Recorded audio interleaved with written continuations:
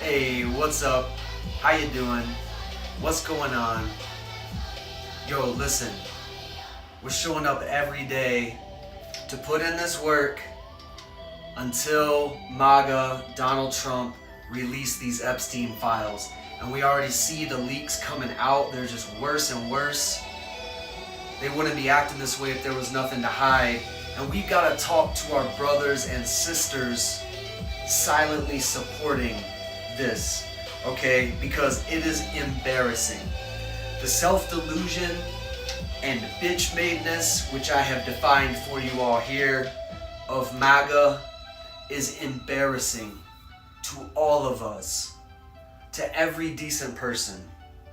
A cult submissively defending PDFs as they melt down over books, Bad Bunny, healthcare, and drag queens.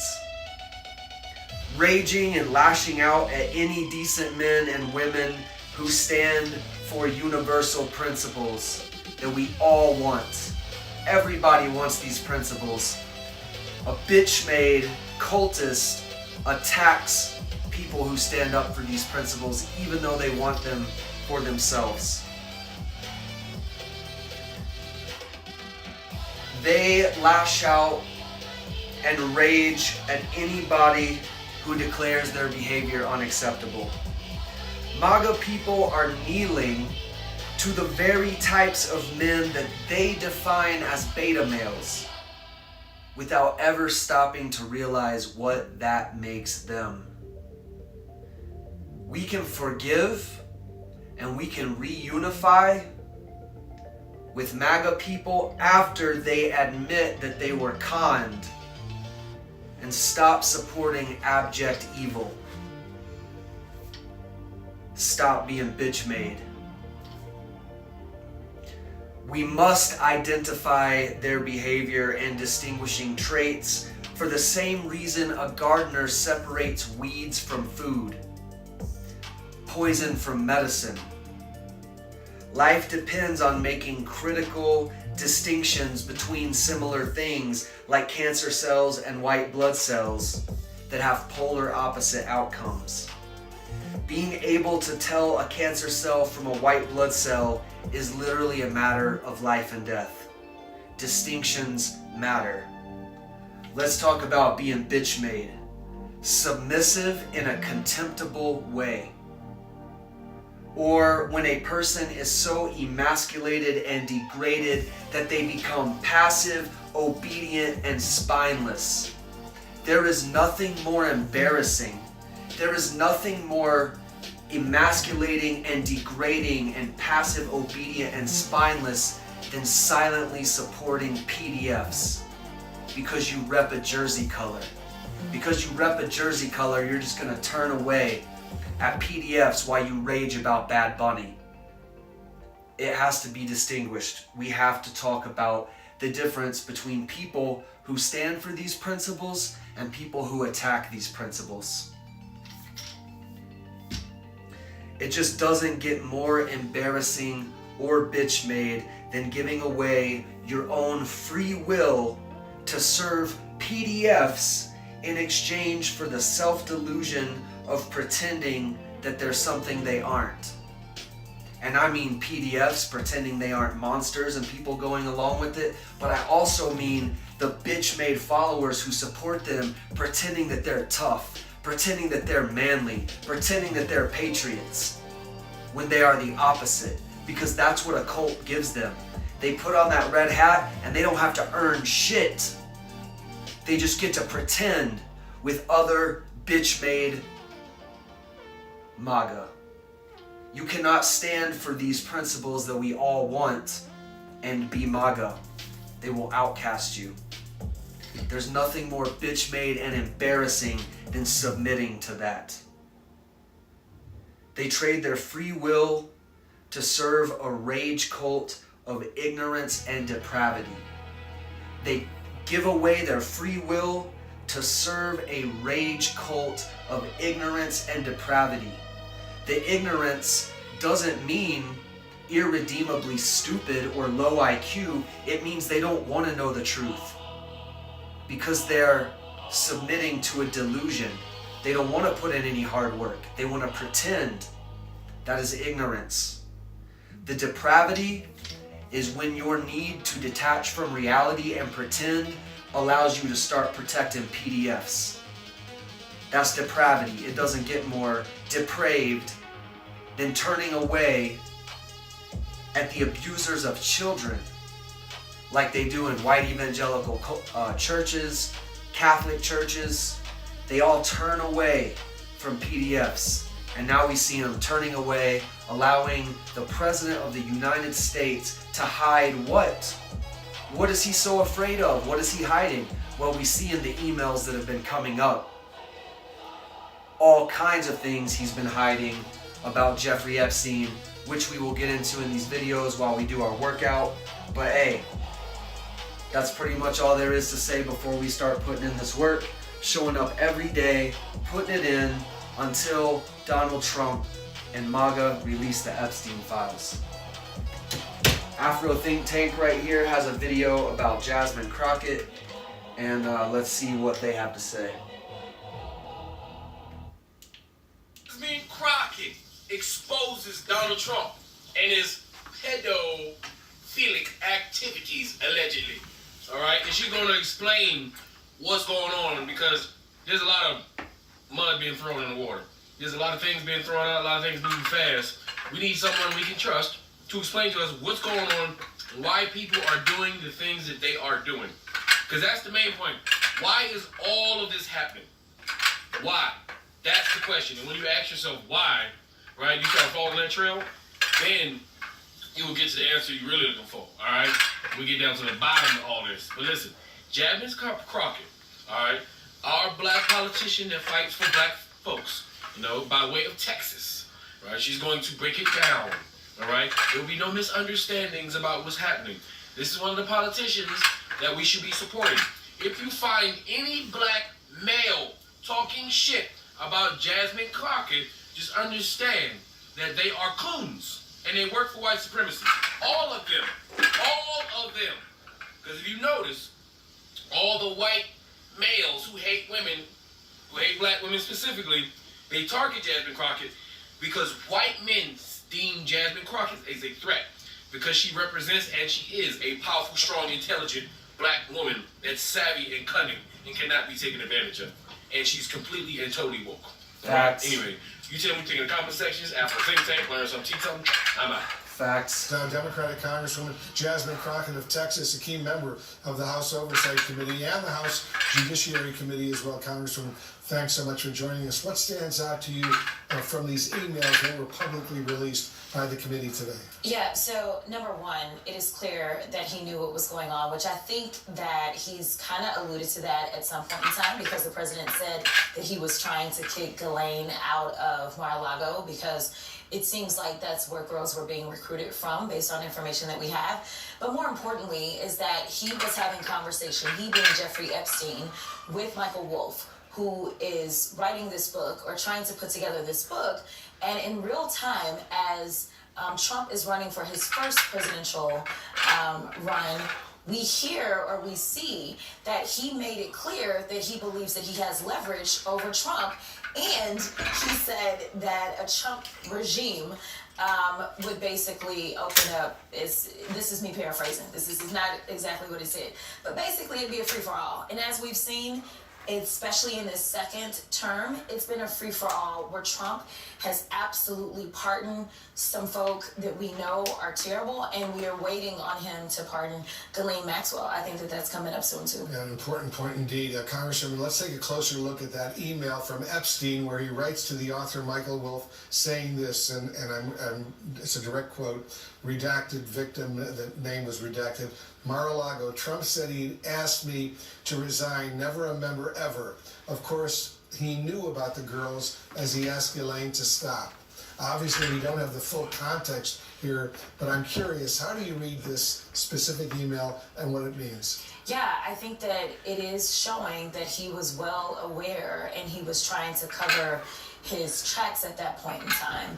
And I think that that's what you saw from Jeffrey. Obviously, it'd be better if we could talk to Jeffrey today, but it was very interesting that ultimately Jeffrey Epstein died sitting in prison during Trump's administration. We had on Representative Marlon Stutzman earlier. He's a Republican, and he tried to make the case that President Trump is the most investigated person in the world, and he has not been accused of any criminal wrongdoing here. What do you make of that? Listen, they will do and say anything to cover themselves. You know, I will admit that Donald Trump has been investigated more than the normal, but he just happens to be more corrupt and more criminal than any other president than we've had. I will point out he is the only president who has been convicted of 34 felony convictions that we've ever had in the Oval Office. So while we don't know exactly what crimes he may or may not have committed, just think of it this way. If you know that you didn't do anything, then why is it that you would be twisting members of your own party's arms, trying to get them not to release it? This would be exonerating. If you know that you are free and clear, then why not say, you know what, release the files? In fact, he campaigned on releasing the files because he didn't realize that anything that he was involved in whatsoever was involved in the files. But let me tell you something. Another thing that was said in that other email that he had with Michael Wolff was he was talking about if he wants to basically play hardball, we will make mention of the fact that he really has been on the plane, and I don't remember if it mentioned the island. Let's actually put that email up just so our viewers can fully understand what it says. I just hope the control room can put this email up. It says, I think you should let him hang himself. And this is in response to a question of whether CNN would plan to ask Trump in a town hall about the relationship with Epstein. Epstein said, how do we craft an answer for him? And Michael Wolff says in this email, I think you should let him hang himself. If he says he hasn't been on the plane or to the House, then that gives you a valuable PR and political currency. You can hang him in a way that potentially generates a positive benefit for you. Or if it really looks like he could win, you could save him, generating a debt. Of course, it is possible that when asked, he'll say Jeffrey is a great guy and has gotten a raw deal and is a victim of political correctness, which is to be outlawed in a Trump regime. Yes. That's a full email. Yes. That is clear that Jeffrey Epstein had something to hang over his head. Why else or how else could you have a debt that you are able to? Now, exactly what it was, who knows, right? And that's what we're trying to get to the bottom of. But the fact that Trump does not want these files to be out, to me, says that he has more to hide than him actually being able to exonerate himself. And then the other email talking about that we used initially, I'm just trying to find that email so I can be really precise here, but it talks about how Epstein is emailing Maxwell saying that Trump was with a victim at his house for several hours. This is an email from April 2nd, 2011. Republicans are saying that that victim is Virginia Giuffre. As you know, she died by suicide. She's been very outspoken. Man, it's good to see Congress finally put in some hard work. So in the emails coming out, we see the depravity laid bare in the emails.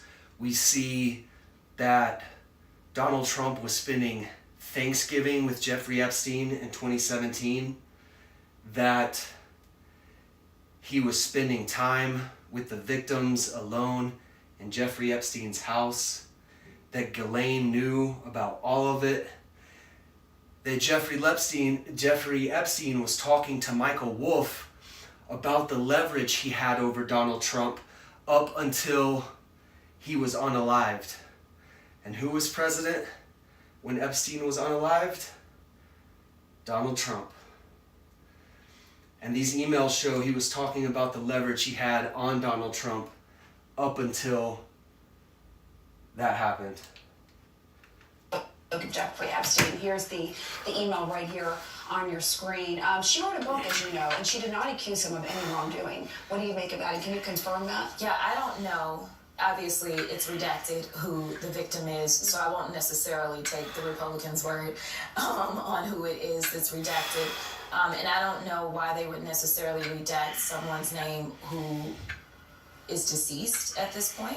The Democrats did that, though. The Democrats redacted. No, I understand, okay. But I'm just saying, like, our biggest concern is to actually make sure that we are protecting victims, and obviously she wrote a book, she told her truth. Whether or not she told everything, who knows? Again, another person that we can't talk to because we have yet another side around this. So I think that that's actually one of the things that we should talk about, is that the president has tried to call this all a hoax.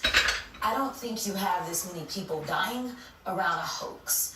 I don't think you have somebody trying to hide files around a hoax. We know that there's something there. We know that his own attorney general had to admit that he is in the files. But they are trying to hide stuff. The only reason that we have these emails is because we were able to get them from the estate. Not because the Department of Justice was releasing information, not because Kash Patel was releasing information, even though they've had subpoenas from the Oversight Committee for some time. Kash Patel continues to hold back information. So I thank God that there is somebody that still respects the law and still respects subpoenas in this country, but it's not the people that are in power to do it, the people that actually conducted the investigation. Imagine what we may discover if we got the investigatory information versus getting something from an estate. Well, but we should also note that the head of the Oversight Committee is a Republican. It's Republican, the chairman is James Comer. And he is the one who is issuing these subpoenas. Well, let's be clear about this. Okay. This is not something that he wanted to do. This was a subcommittee, remember? It has been the Speaker of the House who has consistently tried to avoid this by shutting down the House. So what the Speaker did is he sent us out on an early recess, but before we left, it was a subcommittee of the Oversight Committee that actually did the motion for the subpoenas, and the Democrats kept pushing, and some Republicans actually joined with the Democrats. This was not led by James Comer. Like Marjorie Taylor Greene. Marjorie Taylor Greene, I don't know if she's on that subcommittee, but Nancy Mace is on that subcommittee for sure. She's actually the chair of that subcommittee. This subcommittee, the ranking member is Summer Lee. So it was that subcommittee. So this was actually the tail wagging the dog. I just want to be clear about that. And ultimately, the chairman had a vote that was bipartisan, that was the majority, and he had to do it. But whether or not they have been like slow rolling this, there is no question about the fact that they have. And you have had Marjorie Taylor Greene, Thomas Massie. It's been some Republicans who want the full floor vote on this. Yeah, we've got four. 4 out of the 219 Republicans, yes, in the House. The rest of them seem to be okay with being complicit with protecting pedophiles. You know, it's interesting. A CNN poll from last July showed that 50% of Americans were feeling dissatisfied about the amount of information released on the Epstein case. Did that have any influence at all on your decision to make these emails public today? No, I mean, ultimately what's happened is, obviously, again, we've not been getting anything from the DOJ. Instead, it's been the estate of Epstein. And so as they've been turning things over, it takes staff time to review those documents and things like that to make sure that we've got something, number one, of value to the public. There's still additional information. I want to be clear. We got way more than 3 emails. But in their cursory review, they were able to say, okay, here are 3 emails that we think are of value. We do anticipate that there will be more that they will find that will be of value. They will go through the redaction process. They will also consult with the Republicans before we release anything. So it takes a little bit of a process. But I will say again, that the estate seemingly has been more participatory than our own Department of Justice, who we actually oversee. So where do you think all of this is heading? Good question. I don't know, but hopefully it will start with the swearing in of Adelita Grijalva, as they have been avoiding that. Again, the House was shut down over that. I'm sure that the president has been making calls trying to get one of the 4 Republicans that did sign on to the discharge petition. I'm sure he is begging and threatening to get them to pull their names off of there. We know that they don't want to.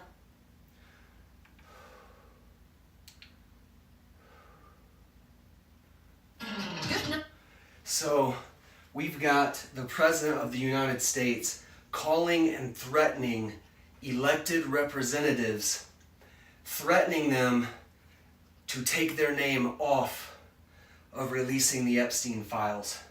What does he have to hide? And how can anybody supporting a man that Jeffrey Epstein called one of the worst people he knew Jeffrey Epstein said Donald Trump was one of the worst people that he knew. This man was abusing children. That's the kind of circles he was running in, and he said that Donald Trump is one of the worst people that he knew. And you submit to that? You be passive, obedient, and spineless enough to support that? On news every single morning, Pumps and I get on.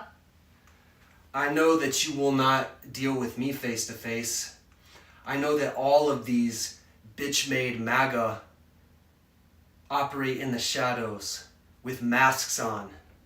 The same way they used to wear hoods, now they're anonymous online. They will not face you in a debate. They will not face you in any kind of competition.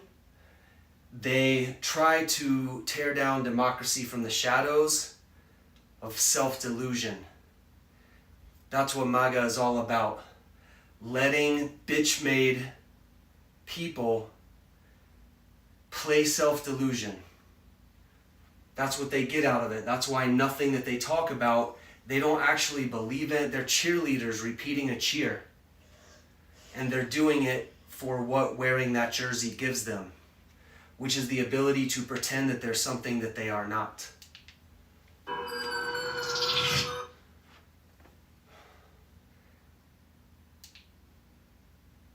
An absolute shambles with the drop of the Epstein files, and the parallels between MAGA men and the Nazis are coming in, and science is proving that there is a micro penis link. Stay tuned. This is going to be piping hot tea. 100% small dick energy. That's we MAGA. have MAGA apologists. If you want to know what small dick energy is, it's everything this MAGA. is really disturbing that a woman could say that. Agreed. Megyn Kelly. And she's moving the goalposts on what consent is, on what pedophilia is. Play the clip. For Epstein, I've said this before, which is a reminder, I do know somebody very, very close to this case who is in a position to know virtually everything. Not everything, but virtually everything.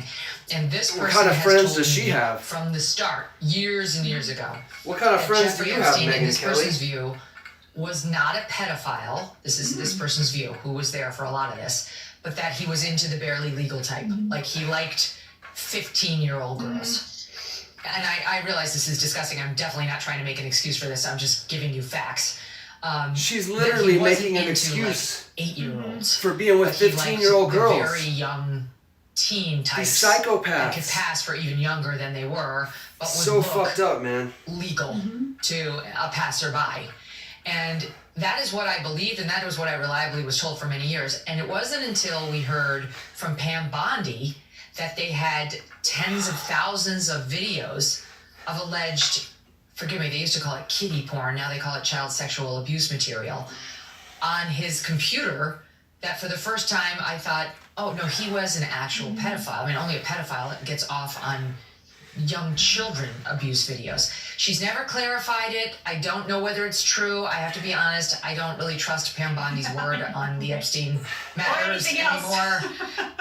Yeah, so Okay, so let me just tell you, if you know somebody who was in Jeffrey Epstein's inner circle, who is trying to make split hairs about the age gap in certain victims of rape, and then you're repeating that as though that is a credible person, what you're repeating is the mindset of all of the people within this pedophile cult ring. And Trump, who she, defends, and it's a hill she'll die on to support this man, on Howard Stern and other places, he basically doesn't think a 12-year-old, a 13-year-old is off limits. I have read a bunch of what Jeffrey Epstein reportedly said and how he justified his behavior, and he justified it exactly like this. Well, in certain parts of the world, Exactly. the age of consent is younger. So having sex with younger girls, it's just an arbitrary construct. This to me falls so flat on its face, and there is zero justification for this. Full stop. But it's unbelievable. And I just think that there is an effort that women are playing in this regime to use their gender to help justify the objectification and the discussions of the erosion of civil liberties for women. And it's not just this administration, we see institutions that are engaged in this as well. All right, moving along, you may remember before he picked Pam Bondi, Kanks picked Matt Gaetz. And here's a really disturbing story dropping. Kylie, pop this up. For the first time, the story of the 17-year-old girl who testified that she had sex with Matt Gaetz for money. She was living in and out of a homeless shelter. She was working at McDonald's. She had just finished her junior year in high school, and she wanted extra money to try to save up to pay for braces to fix her teeth. And this is not surprising because even our Senator Booster Box, Mark Wayne Mullins from the state of Oklahoma, had talked about that he thought that Matt Gaetz was, a sexual predator, etc. But in the MAGA world, they just continue to make space for this. And because the girl was poor and or homeless, she's immediately dehumanized to MAGA white evangelical Christians. There is an immediate dehumanization about a girl that is poor. And it goes beyond just all of the other groups that they marginalize, specifically as it relates to the MAGA regime. One through line is racism, but also an onslaught of attacks towards people living in poverty. I think when you look at the Epstein situation also, you look at it as a class issue. Ghislaine Maxwell is quoted as saying, well, they don't matter, they're poor. They have absolutely decided that poor people don't have feelings, they don't have families, they don't have desires, they don't have hopes, dreams, they don't want any of the emotional comfort. It is disgusting, and that is something we have to address because you look at this situation, they tell these girls in these situations, no one will believe you. I'm rich and powerful. You're poor and from an imperfect family. Why would anybody believe you? And honestly, when you look at the situation unfolding, that's exactly what's turning out all these years later. All right, and so I think that some members of the Republican Party are going to start breaking ranks. They are seeing that this frail president, who yesterday was doing some sort of show and tell with his wife, and the makeup and the concealer on the hand was more than we've ever seen before. He was falling asleep standing up, which is new for him, and I didn't think that he could quite do that.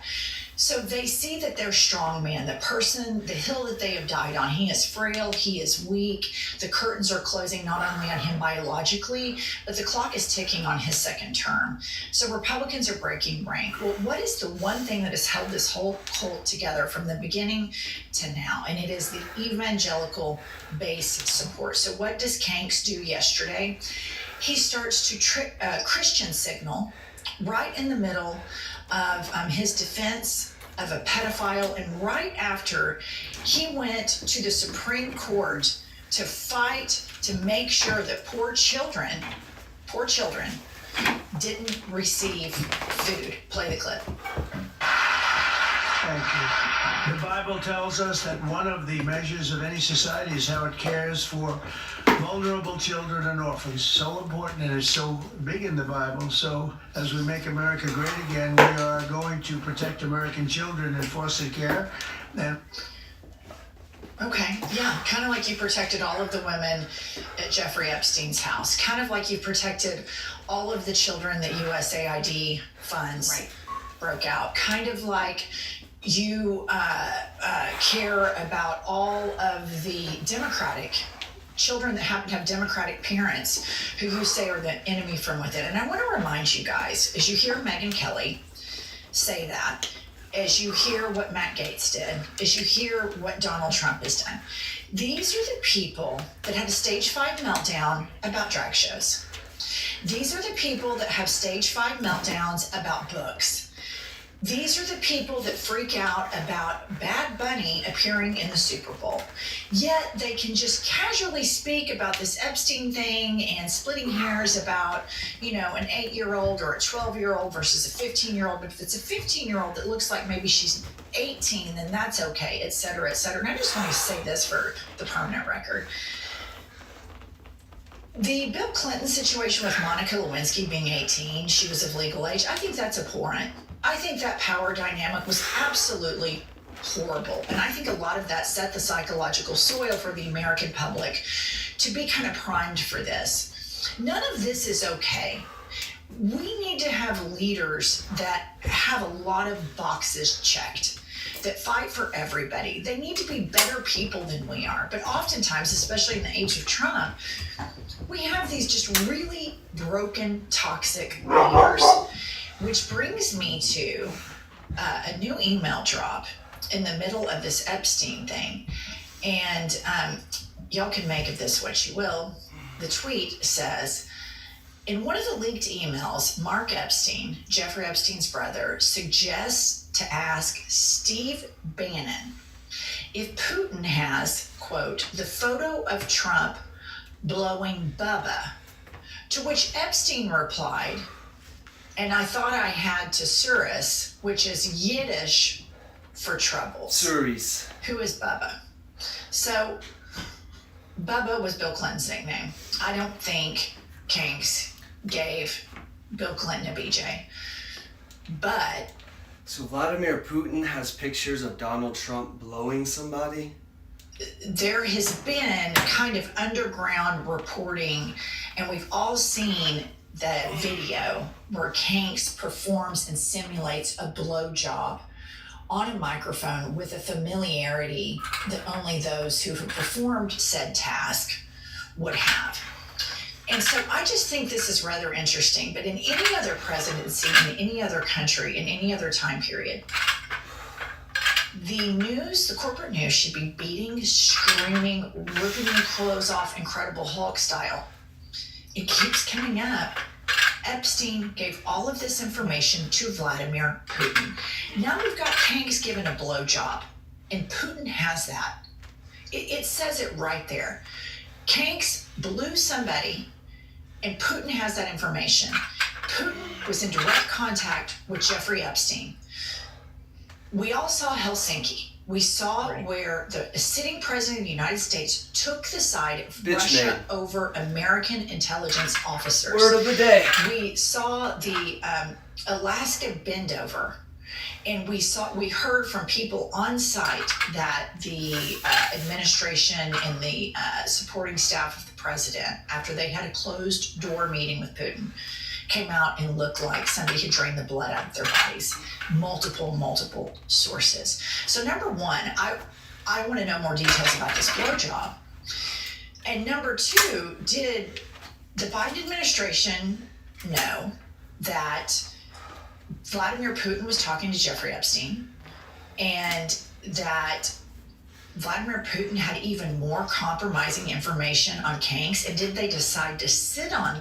If the Biden administration would have released this stuff, this whole cult would have just said that it's fake news. That because of polling and focus groups and all of this stuff. There are so many questions that need so many answers in order for our democracy to survive.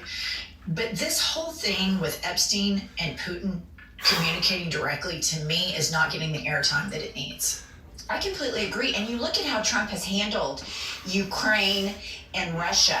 He browbeats Zelensky, and he keeps giving Putin ultimatums that he doesn't follow through on. He goes the end around of taxing and sanctioning other countries, but not Putin.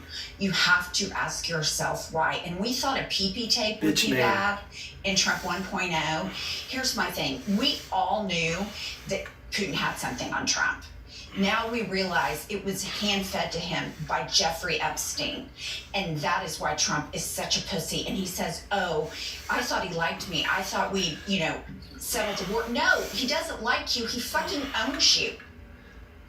And furthermore, the American media isn't really covering this. Independent journalists, Democracy Now! Are covering this, and they've always done great work for decades. I've always followed their journalism, but they are also reporting. Democracy Now! Subscribe to Democracy Now! It's a channel, Democracy Now! That Israel has the same compromising information on Donald Trump, which then also takes you back to a Biden situation. Biden gave Netanyahu a blank check. And Biden obviously knew that AIPAC was donating out the wazoo to get, Trump elected.